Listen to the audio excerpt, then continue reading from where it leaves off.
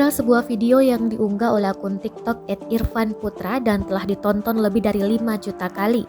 Pasalnya, nampak dalam video tersebut sumur tua yang ada di bawah dapur sebuah rumah kontrakan. Dalam keterangan di video, pengunggah menyebutkan bahwa kini ia telah menemukan sumber keanehan selama di kontrakan tersebut.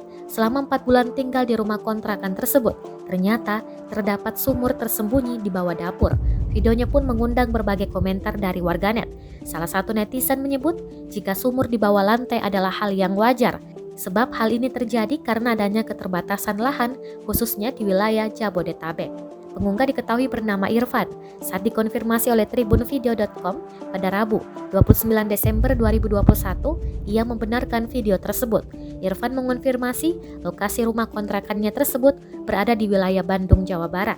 Saat ditanya bagaimana dirinya bisa menemukan sebuah sumur di bawah lantai dapur, Irfan pun menjelaskan kala itu dirinya dan 3 orang di kontrakannya melihat triplek di bawah dapur tersebut basah. Bahkan jika hujan, area dapur tersebut kerap banjir dan air tersebut selalu keluar dari dalam triplek kayu yang menutup sumur itu. Lantaran penasaran untuk mencari sumber rembesan air, ia dan teman-temannya mencoba membuka triplek kayu tersebut. Saat dibuka, ia dan penghuni kontrakan tersebut mengaku kaget setelah mengetahui adanya sumur di balik triplek kayu itu.